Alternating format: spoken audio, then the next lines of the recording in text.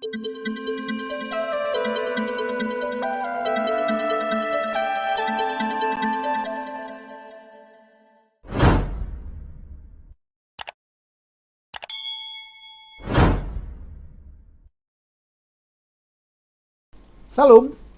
berjumpa lagi dengan saya Effendi Tobing dalam Bokep Top Channel. Terima kasih semua sahabat saudara yang dengan setia menyaksikan tayangan-tayangan video saya. Hari ini kita akan membahas satu topik penting yang mungkin agak sedikit berbeda dengan mata kuliah kitab Kejadian. Karena hari ini kita akan membahas satu topik yang saya anggap penting, yang merupakan satu berita yang terus-menerus viral dari musuh-musuh kekristenan tentang kematian Yesus Kristus di atas kayu salib. Sehingga judul kita hari ini ialah tidak perlu membuka Alkitab untuk membuktikan Yesus benar-benar disalibkan. Tentu studi ini adalah suatu autentikasi historis tentang penyaliban Yesus Kristus. Mengapa demikian? Karena kalau kita memperhatikan berita tentang Yesus tidak disalibkan, merupakan satu berita yang viral sepanjang sejarah. Jadi kalau hari-hari ini banyak orang-orang yang dengan nada sinis, dengan nada skeptis, yang berkata bahwa Yesus tidak disalib, sebenarnya itu bukan satu berita yang ujuk-ujuk datang hari ini, tetapi itu sebenarnya adalah berita yang viral di sepanjang sejarah. Pertanyaannya mengapa? Mengapa berita tentang Yesus tidak disalibkan menjadi konsumsi publik dan viral di sepanjang sejarah? Jawaban yang pertama, karena Yesus adalah Tuhan dan tokoh yang paling berpengaruh sepanjang sejarah. Menurut versi Alkitab tentu, menurut versi pengakuan dunia tentu, menurut berbagai versi yang kita lihat dalam sepanjang sejarah. Kemudian, karena penyaliban Yesus merupakan satu-satunya yang berdampak secara universal bagi keselamatan seluruh dunia. Jadi, kepentingan peristiwa penyaliban Yesus itu berdampak secara universal bagi keselamatan seluruh dunia. Jawaban yang ketiga, karena penyaliban Yesus merupakan berita kemenangan atas maut. Dan kalau boleh kita tambahkan, memang berita penyaliban di sisi lain itu menjadi kebodohan bagi mereka yang tidak percaya. Nah, sekarang kita akan melihat peristiwa kematian Yesus di atas salib mendapat respon bukan saja dari orang-orang yang percaya kepadanya, tetapi juga respon dari orang-orang yang memusuhinya di sepanjang sejarah. Ya, kita bisa perhatikan misalnya banyak teori yang diciptakan untuk menyangkali penyaliban Yesus oleh musuh-musuhnya. Namun, pada sisi lain pembuktian penyaliban Yesus justru ditunjukkan dalam sejarah sekuler oleh musuh-musuh kekristenan. Itu sebabnya hari ini memang kita tidak perlu membuka landasan yang kokoh dari Alkitab tentang penyaliban Yesus, tapi mari kita lihat, ya, kita tutup Alkitab kita, tapi mari kita lihat pengakuan dunia atau tulisan-tulisan dalam sejarah sekuler tentang penyaliban Yesus adalah fakta yang terjadi. Mari kita lihat, kemudian pada satu sisi kelompok-kelompok yang tidak percaya Yesus adalah Tuhan. Perhatikan ya.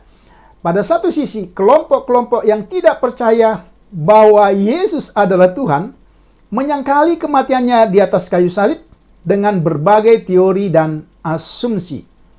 Misalnya, ya, pandangan yang mengatakan ada orang lain yang mati di kayu salib menggantikan Yesus. Ini sebenarnya adalah pandangan yang sangat jauh dalam sejarah yang diklaim oleh kaum Gnosticism dalam buku The Second Treatise of the Great The Great Set. Ya, ini kita lihat, ini pandangannya tentang Yesus yang digantikan oleh orang lain. Nah, lebih detail lagi, Yudas yang mati bukan Yesus. Ya, tentu adalah ajaran teman-teman kita dari Muslim berdasarkan kitab mereka. Ini faktanya. Kemudian mari kita lihat berikutnya. Pada sisi lain, tulisan-tulisan tokoh dalam sejarah termasuk musuh-musuh Yesus. Kalau saya katakan tokoh-tokoh dalam sejarah dan masuk musuh-musuh Yesus, berarti itu abad-abad pertama, kedua, dan seterusnya. Ya, justru membuktikan kematian Yesus di atas kayu salib. Sadar atau tidak sadar, musuh-musuh Yesus di sepanjang sejarah pada abad-abad pertama, ya dikatakan di situ, justru secara langsung membuktikan bahwa Yesus mati di atas kayu salib. Kita akan lihat beberapa teori. Yang pertama, inilah pertama, teori pingsan. Ya, mungkin saudara-saudara sudah seringkali mendengar teori pingsan, tapi hari ini saya ingin mencoba mengeksposnya lebih detail lagi. Teori pingsan mengajarkan bahwa Yesus selamat dari kematian di atas kayu salib dan kemudian dihidupkan kembali. Ya, jadi selamat dari penyaliban gitu ya. Penampilannya kepada murid-muridnya tentu saja tidak ajaib karena dia tidak pernah mati sejak awal. Pingsan. Teori pingsan yang dipelopori oleh Hendrik Paulus dan lainnya, tokoh-tokoh lainnya nanti dalam buku-buku cuplikan yang saya persentihkan akan semakin kelihatan. Cukup populer di paruh pertama abad ke-19. Jadi ini yang kita lihat. Kemudian teori pingsan, ya, ada beberapa versi, tapi ada dua tulisan kontemporer sebagai upaya untuk mendukung teori pingsan. Yang pertama, The Passover Plot karya Huck Schofield, ya. Kemudian yang kedua, The Jesus Scroll karya Donovan Joyce. Ini yang kita lihat. Pertama, kita akan coba lihat teori pingsan berdasarkan buku dari Passover Plot karya Huck Schofield yang menciptakan sensasi yang cukup besar ketika literatur ini diterbitkan. Bagi Schofield, Yesus telah dengan cermat merencanakan karir pelayanan publiknya sesuai dengan keyakinannya bahwa dia adalah Mesias bagi Israel. Dengan demikian, ia merencanakan peristiwa-peristiwa seperti kemenangannya masuk ke Yerusalem, di mana, perhatikan, Lazarus membantunya membuat pengaturan yang tepat. Yesus membuat rencana yang sangat rumit atau sangat detail sehubungan dengan penyalipannya yang akan datang, yang membutuhkan waktu yang sangat akurat. Catatan di bawah ini begitu penting menurut teori pingsan. Dalam perencanaan ini, orang kepercayaan Yesus adalah Yusuf Arimatea. Bukankah teori ini fantastis? Kemudian yang berikutnya, ketika Yesus di kayu salib, Yusuf Arimatea menyuruh seorang pria tak dikenal untuk memberikan Yesus minuman yang dicampur dengan obat bius. Akibatnya, Yesus dengan cepat mengalami keadaan tidak sadar yang membuatnya tampak mati. Bukan mati sungguhan, tampak mati, ya. Meskipun demikian, Yesus berada dalam kondisi yang kritis ketika ia diturunkan dari salib. Kondisi ini dilaporkan Yohanes tentang luka tombak di dadanya. Pada hari Sabtu subuh, Yesus dikeluarkan dari kubur. Setelah itu, dia sadar sebentar, tetapi meninggal tak lama kemudian dan dikuburkan kembali. Saudara, ini teori pingsan.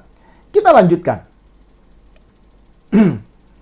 Menurut Schofield, rekonstruksi peristiwa inilah yang menimbulkan kepercayaan para murid akan kebangkitan Yesus. Jadi rekonstruksi yang direkayasa tadi itulah yang membuat keyakinan bagi murid bahwa Yesus bangkit. Orang tak dikenal di kayu salib yang memberikan obat bius itu adalah tokoh kunci dalam rekonstruksi itu. Dia membantu membawa Yesus ke kubur, ya. lalu kembali pada hari Sabtu untuk menyelamatkannya. Selama Yesus sadar dari pingsan, ia meminta orang tak dikenal ini untuk menyampaikan pesan pada murid-muridnya bahwa ia telah bangkit dari kematian. Tak lama kemudian, Yesus meninggal. Orang tak dikenal ini yang membantu menguburkannya. Sekali lagi, fantastis bukan ya teori dan asumsi ini? Kita lanjutkan. Masih tentang teori pingsan. Orang tak dikenal ini juga hadir di makam ketika para wanita datang pagi-pagi pada hari Minggu pagi. Dialah orang yang dianggap oleh Maria Magdalena sebagai tukang kebun. Kemudian orang yang sama ini jugalah yang mengunjungi para murid di jalan ke Emmaus, di pantai, dan di Galilea. Para murid mengira orang asing ini adalah Yesus dan mengumumkan kebangkitannya dari antara orang mati. Sangatlah mengherankan bahwa di dalam rangkaian peristiwa yang luar biasa ini, ada tokoh pria tak dikenal muncul hanya untuk mendukung, menjelaskan teori pingsan ini. Jadi ada tokoh yang dimunculkan yang tidak dikenal untuk mendukungnya. Ya, kalau saudara perhatikan, pada akhirnya Scofield pun mengakui, ya, apa yang dia tulis tentang teori pingsan ini, mengakui bahwa sebagian besar dari kisahnya adalah rekonstruksi imajinatif. Saudara-saudara yang saya kasih dalam Tuhan Yesus Kristus, ini yang kita perhatikan tentang teori pingsan. Salah satu contoh lain dari teori pingsan adalah literatur populer yang berjudul The Jesus Scroll karya Donovan Joyce. Ya, buku ini berisi rangkaian ketidakmungkinan yang bahkan lebih luar biasa dari karya Scofield yang telah kita bahas di atas tadi. Ya, dia katakan dalam buku itu, menurut Joyce, Yesus telah merencanakan pelariannya dari kematian di kayu salib. Karena itu, dia dibius dan tentara Romawi tidak memeriksanya dengan teliti. Kemungkinan besar karena mereka telah disuap. Kemudian kita lihat, mereka juga tidak menikamnya dari samping dengan tombak untuk menjamin kematiannya. Akibatnya, Yesus tidak mati di kayu salib. Sebaliknya, dia dihidupkan kembali di dalam makam oleh seorang dokter, ya, yang telah disembunyikan sebelumnya di dalam kubur itu. Wah, ini teori yang sangat fantastis. Ini yang kita bisa amati, saudara-saudara yang saya kasihi dalam Tuhan Yesus Kristus, sehingga kita bisa melihat bagian-bagian ini dalam teori-teori yang kita lihat. Kemudian, tanggapan kita terhadap teori pingsan, tentu ini berasal dari ahli-ahli juga. Ya, salah satu adalah kritik yang dilontarkan oleh seorang teolog yang bernama Strauss, kritik Strauss. Ya, dia katakan begini. Seandainya Yesus dapat selamat dari penyalipan Romawi, apa yang dapat ia lakukan terhadap batu yang berat di pintu kubur itu? Dalam kondisi fisik yang sedemikian lemah, orang yang sehat sekalipun tidak mungkin dapat melakukannya. Jadi saudara perhatikan, yang mengeluarkan teori pingsan adalah orang yang tidak percaya. Kemudian teori ini juga ditolak sendiri oleh orang yang tidak percaya. Ya, kita lihat. Bahkan jika Yesus dapat melarikan diri dari kubur, dapatkah dia berjalan dengan begitu jauh ke tempat persembunyian para murid setelah penyiksaannya yang dialami yang begitu rupa menurunkan kekuatannya secara fisik? Ini tidak mungkin terjadi menurut kritik Strauss. Ya. Kemudian kritik yang kedua terhadap teori pingsan, kematian Yesus pasti terjadi juga karena sesak napas. Ini seorang tenaga medis yang berkata bahwa penelitian medis modern telah melontarkan setidaknya 2 kritik tambahan terhadap teori pingsan. Jadi tidak mungkin ada pingsan di atas kayu salib. Pertama, penyaliban pada dasarnya mengakibatkan kematian karena sesak napas. Karena otot-otot yang kita kenal dengan interkostal dan dada di sekitar paru-paru menghentikan pernapasan secara normal, sementara tubuh digantung dalam posisi menggantung. Tubuh itu dalam posisi menggantung. Jadi tidak mungkin ini terjadi. Teori pingsan ini tidak mungkin terjadi. Ya. Oleh karena itu, saudara-saudara, kita lihat memalsukan kematian di kayu salib tetap tidak akan memungkinkan seseorang untuk bernapas. Dengan kata lain, kata sederhana, menurut penelitian medis ini, tidak mungkin ada orang yang dapat pingsan di atas kayu salib kecuali mati karena kondisi yang dijelaskan tadi. Kemudian, patahnya pergelangan kaki korban menyebabkan kematian lebih cepat. Ya. Karena orang tersebut tidak dapat mendorong ke atas untuk membebaskan paru-parunya sehingga dia dapat bernapas kembali. Oke. Nah, kalau kita melihat pergelangan kaki Yesus tidak patah, kita mendapat jaminan dari orang Romawi bahwa sebelum itu pun dia telah mati. Kalau tidak, metode ini akan membunuhnya. Bagaimanapun hasil akhir dari kematian Yesus sangatlah mungkin dan mungkin terjadi. Kemudian kita lihat juga kematian karena luka hati, ini tanggapan yang kedua. Selanjutnya, sanggahan yang lebih kuat terhadap teori pingsan diperoleh dari kesimpulan medis bahwa tombak Romawi memasuki hati Yesus. Ya. Jaminan terakhir kematian melalui penyaliban sebagaimana dicatat oleh penulis Romawi Quintilian. Ya, ini kita lihat ada referensinya di situ. Penulis Injil mungkin tidak pernah memahami signifikansi medis dari apa yang dia catat, yang untuk itu ada kesaksian mata yang memberikan jaminan. Oke? Kita perhatikan bagian itu. Kemudian dokter medis yang telah mempelajari masalah ini biasanya setuju bahwa ini adalah deskripsi medis yang sangat akurat. Artinya, Yesus pasti mati di atas kayu salib. Tidak mungkin pingsan dengan kondisi yang sedemikian. Oke? Air mungkin mengalir dari perikardium, kantong yang mengelilingi jantung, sedangkan darah berasal dari sisi kanan jantung.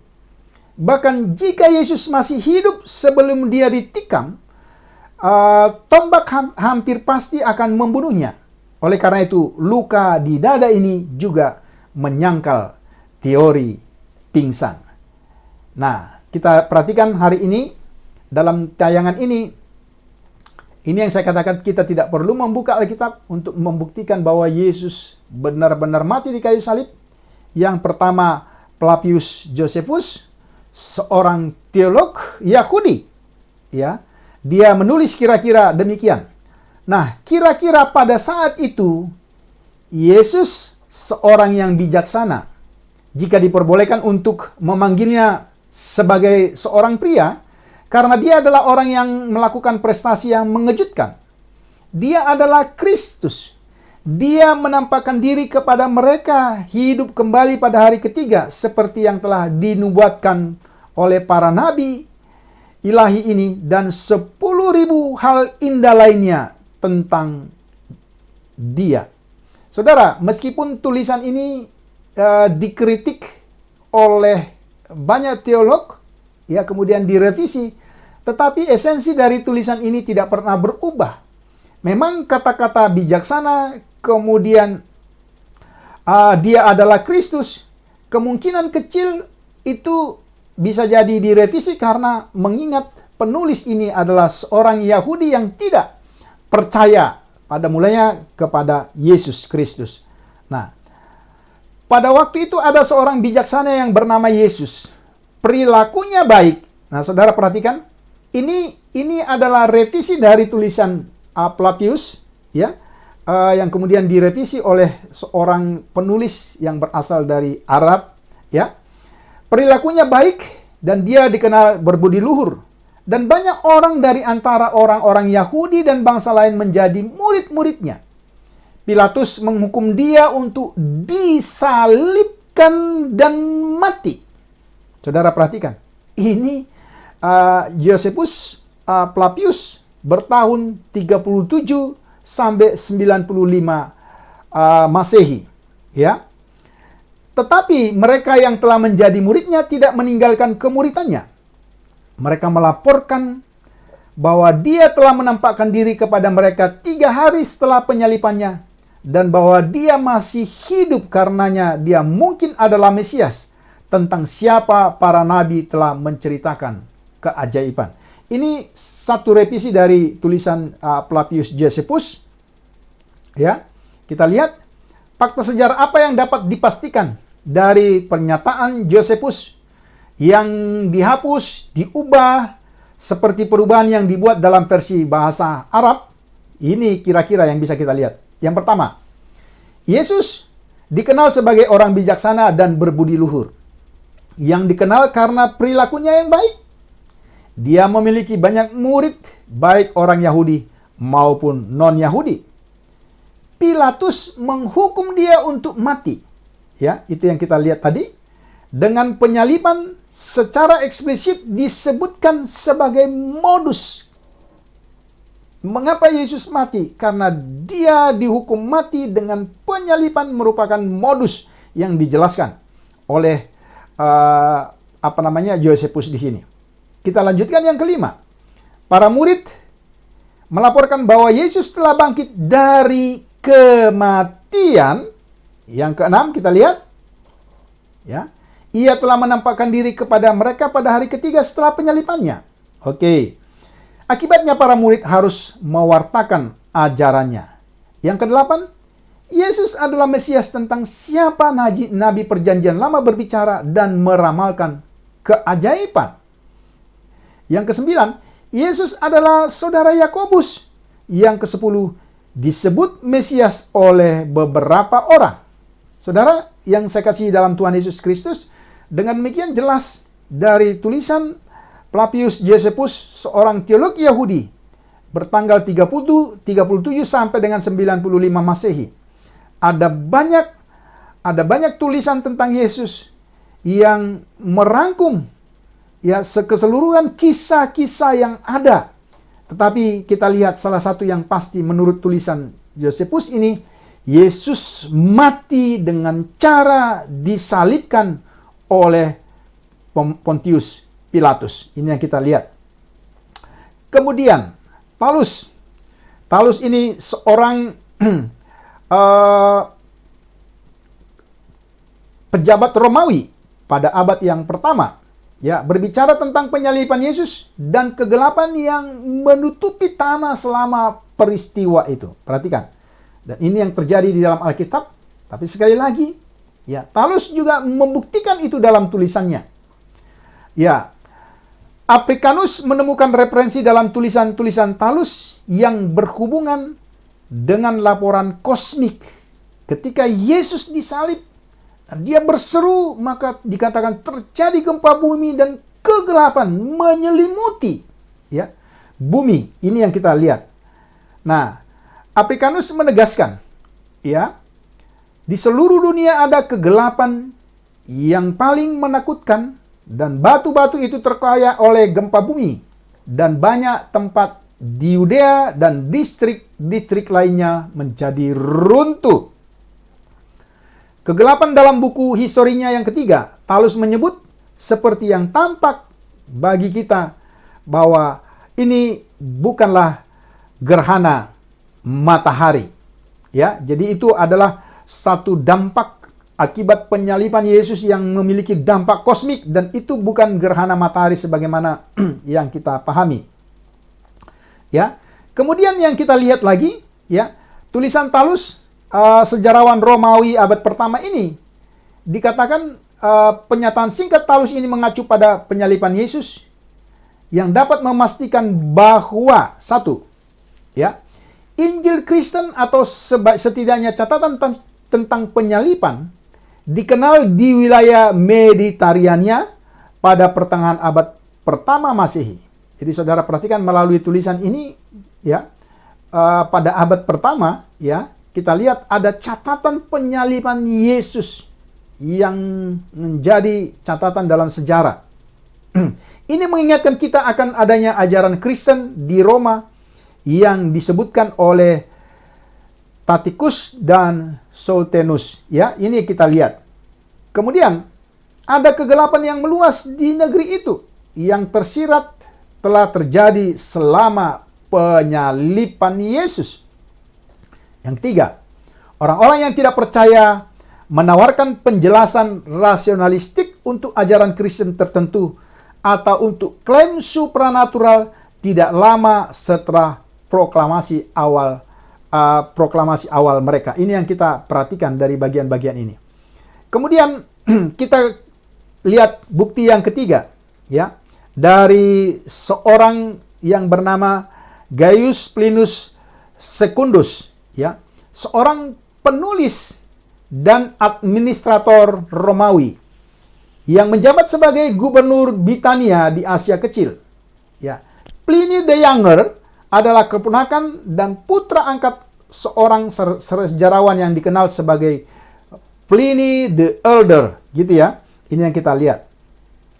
Pliny yang lebih muda terkenal karena surat-suratnya, dan Bruce, seorang teolog, menyebutnya sebagai salah satu penulis surat besar dunia yang surat-suratnya telah mencapai status sastra klasik. Berikutnya kita lihat, 10 buku korespondensi Pliny masih ada sampai hari ini. Buku ke-10 yang ditulis sekitar tahun 112 Masehi berbicara tentang kekristenan di provinsi Bitinia dan juga memberikan beberapa fakta tentang Yesus. Ya, ini saudara bisa lihat ada catatan kaki di situ, ya. Pliny letters ditranslate oleh by William Wellhub dan seterusnya, ya. Diterbitkan di Harvard University Press. Ya, ini kita bisa lihat volume 2 dan seterusnya. Pliny menemukan bahwa pengaruh Kristen begitu kuat sehingga dalam catatan itu Pliny katakan kuil-kuil kafir hampir ditinggalkan karena pengaruh kekristenan. Festival kafir juga sangat turun drastis. Ya, sehingga kita bisa lihat di sini, ini yang bisa kita amati, karena ketidakfleksibelan orang-orang Kristen dan larangan kaisar terhadap asosiasi politik, Gubernur Pliny mengambil tindakan terhadap orang-orang Kristen yang dianggap memiliki pengaruh dan dampak yang luar biasa. Namun karena dia tidak yakin bagaimana berurusan dengan orang-orang Kristen ini, oleh karena itu jika harus ada perbedaan dalam perlakuan atau jika pertobatan membuat perbedaan, dia menulis kepada Kaisar Trajan untuk menjelaskan pendekatannya. Jadi ada kesulitan Pliny melihat kelompok ini mungkin belum terlalu besar tapi memiliki pengaruh, sehingga dia membutuhkan pendekatan yang tidak lazim, dan akhirnya dia menulis kepada Kaisar Trajan tentang pendekatan yang harus dilakukan kepada kelompok yang memiliki pengaruh yang besar ini. Nah, Pliny mengintegrasi orang Kristen yang diserahkan kepadanya dan menanyakan apakah mereka percaya kepada Yesus. Ini kalau kita lihat integrasi yang dilakukan oleh Pliny. Jika mereka menjawab percaya, Pliny kembali bertanya kepada mereka 2 kali, bahkan 3 kali di bawah ancaman kematian. Ya, jadi berarti memang ada kesulitan yang dialami oleh Pliny di sini.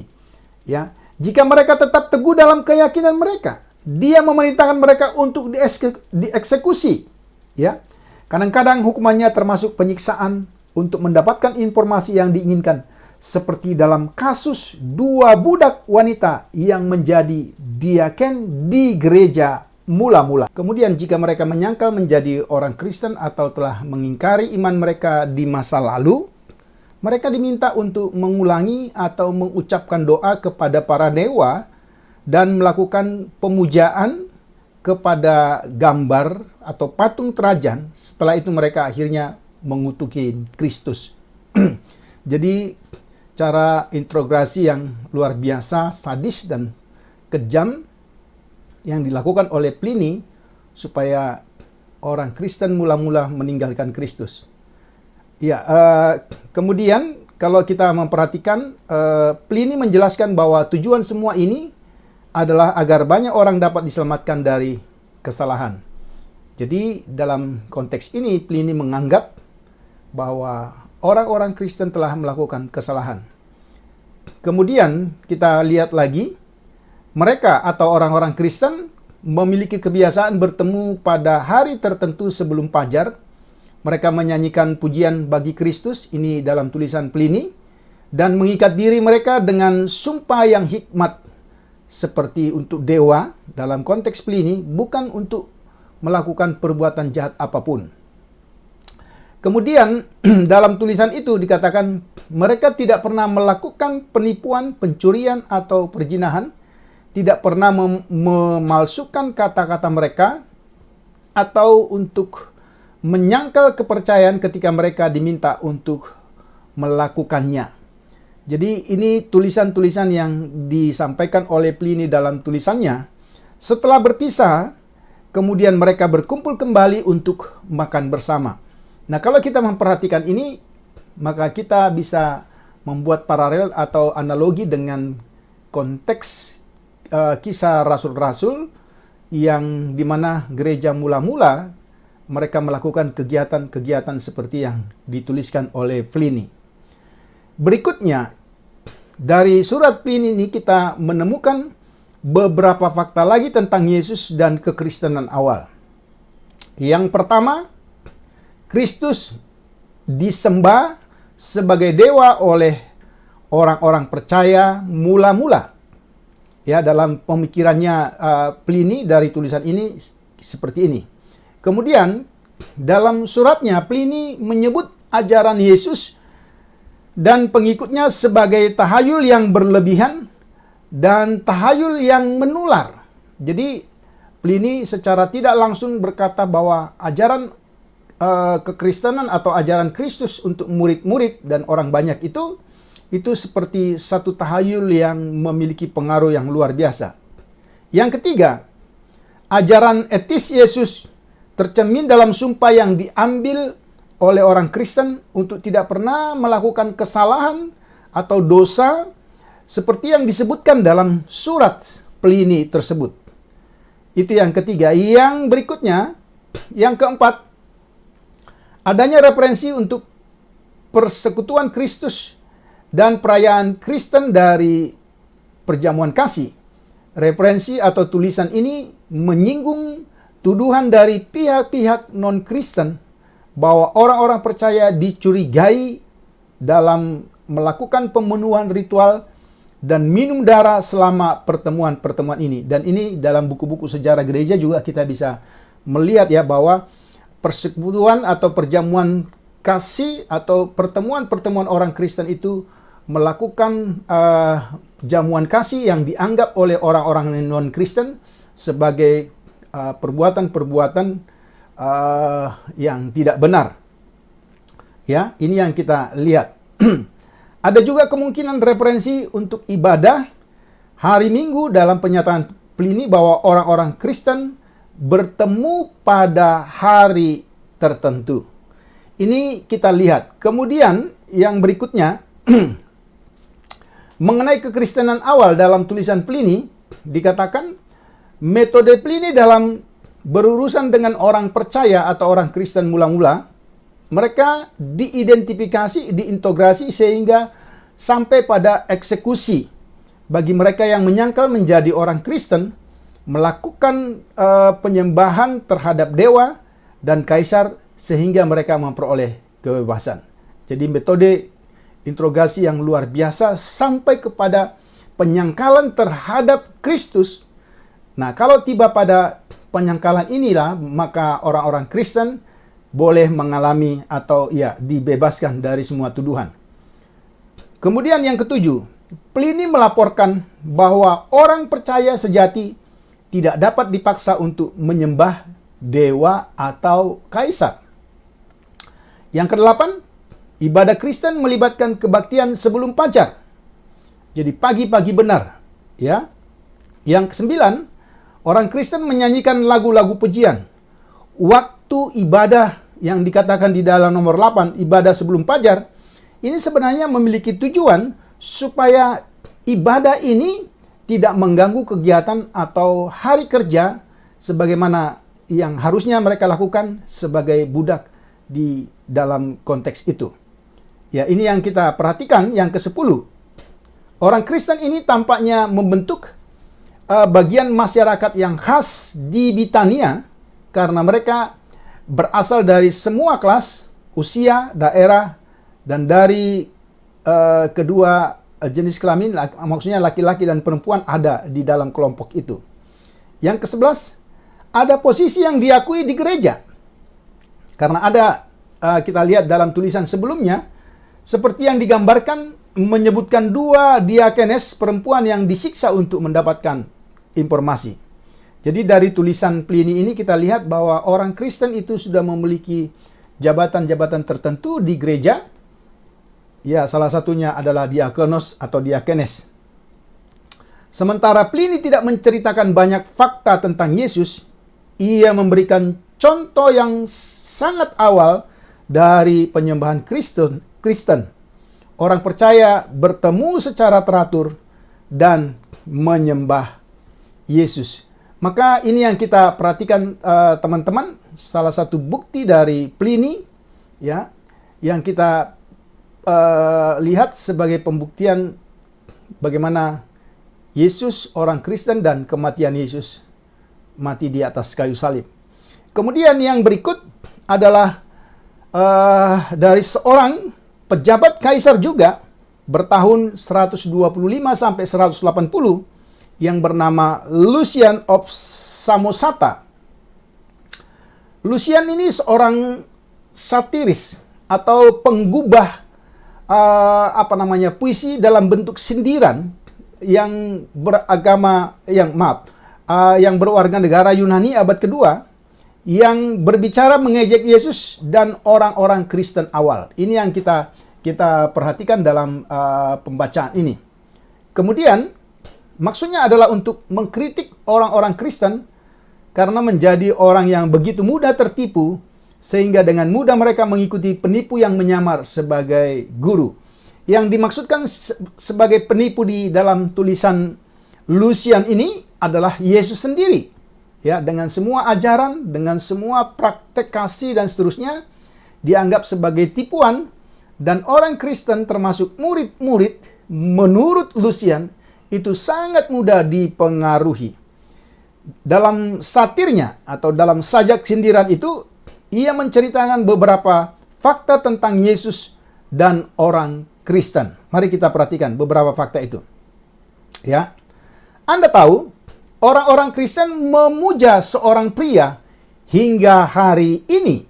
Tokoh terkemuka yang memperkenalkan ritual baru mereka dan disalibkan karena hal itu. Lihat tulisan itu. Dan disalibkan karena hal itu. Pengakuan Lucian, seorang satir, seorang penulis sajak pada tahun 125 sampai 180 Masehi, berkata, Yesus disalibkan karena pengajaran dan ritual-ritual baru yang diajarkan. Oke?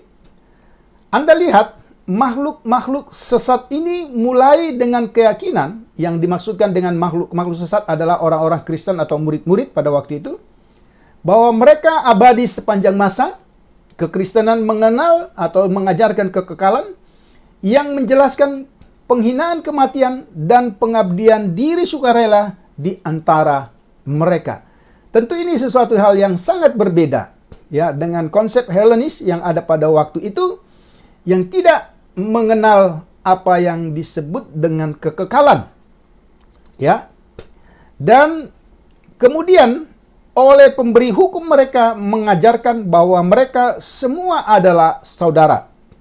dari saat mereka bertobat dalam konteks Kristen dan menyangkal dewa-dewa Yunani dan menyembah orang yang bijak yang disalibkan. Atau boleh saya ganti, dan menyembah Yesus yang disalibkan dan hidup menurut hukumnya. Dalam tulisan singkat ini ada 2 kali kalimat yang menyatakan Yesus disalibkan karena ajarannya. Ya, Yesus disalibkan sebagai Allah yang disembah oleh orang-orang Kristen. Ini yang kita perhatikan. Kemudian semua ini mereka ambil dengan keyakinan. Artinya ajaran Yesus itu mereka terima dengan keyakinan. Akibatnya mereka meremehkan semua barang duniawi. Ya, tanda kutip meremehkan artinya mereka tidak fokus atau tidak mengutamakan semua barang-barang atau hal-hal yang bersifat duniawi. Menganggapnya hanya sebagai milik bersama. Lagi-lagi bisa kita membuka nanti, kalau misalnya teman-teman bisa lihat kisah ini ada di dalam Kisah Para Rasul, tapi dalam konteks ini tentu ini tulisan seorang yang tidak percaya kepada Yesus. Ya. Dari satir Lucian kita memperoleh data tentang Yesus dan orang Kristen mula-mula. Yang pertama, kita diberitahu bahwa Yesus disembah oleh orang Kristen.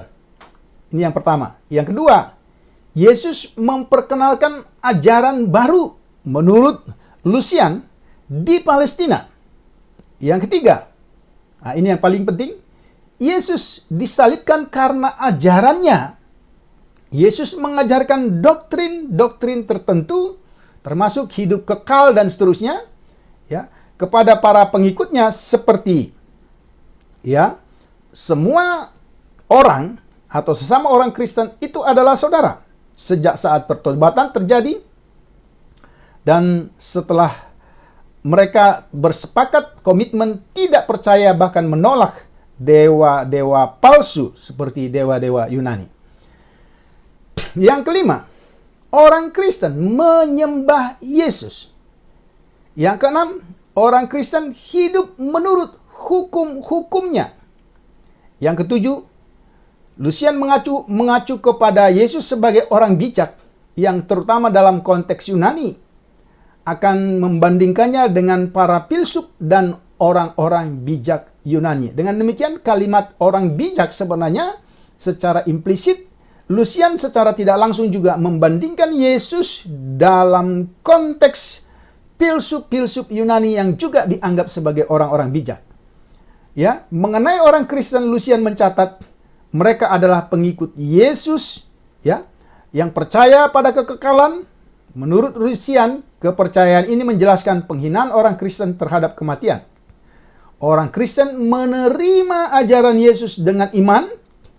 Orang Kristen mempraktekkan iman dan mengabaikan pengabdian kepada harta benda, sebagaimana diungkapkan bahwa mereka hidup dalam kebersamaan secara sebagai orang Kristen. Ini yang kita perhatikan. Yang terakhir, saudara, kita bisa melihat catatan ya dari Pontius Pilatus. Pastilah kita sangat familiar dengan kalimat ini, ya. Dokumen Pontius Pilatus yang isi dokumennya konon hilang dan dilaporkan oleh 2 Bapak Gereja. Yang pertama, jadi dokumen yang dulu ada dinyatakan hilang, tapi dokumen ini sudah dilaporkan oleh Bapak Gereja, ya. Yang pertama itu oleh Justin Martin, kemudian oleh Tertullian. Keduanya setuju bahwa itu atau catatan dari Pontius Pilatus ini adalah dokumen resmi dari Roma. 2 jenis arsip yang disimpan di Roma kuno. Yang pertama itu Acta Senatus, terdiri dari risalah, rapat senator. Ini tidak berisi diskusi tentang Kristus atau kekristenan sejauh yang diketahui. Ya. Yang kedua, Commentari Principis, terdiri dari korespondensi yang dikirim ke kaisar dari berbagai bagian kekaisaran. setiap laporan dari Pilatus kepada Tiberius akan termasuk dalam kelompok yang kedua ini. Ya, ini yang kita perhatikan. Ya, yang pertama kita lihat Justin Martin ya melaporkan sekitar tahun 150 Masehi dalam First Apologinya bahwa rincian penyaliban Yesus dapat dipalidasi dari laporan Pilatus. Saya ulangi. Dalam bukunya atau First Apologinya, bahwa rincian penyaliban Yesus dapat dipalidasi dari laporan Pilatus. Ya. Dan ini saudara perhatikan, dan ungkapan, mereka menusuk tangan dan kakiku digunakan untuk merujuk kepada paku salib yang ditancapkan pada tangan dan kakinya. Dan setelah dia disalibkan, mereka membuang undi atas jubahnya. Dan mereka yang menyalibkan dia membaginya di antara mereka.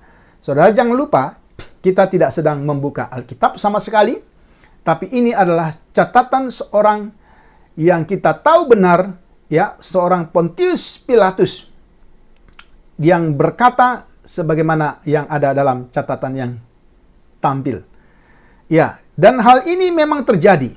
Anda dapat memastikan dalam kisah Pontius Pilatus.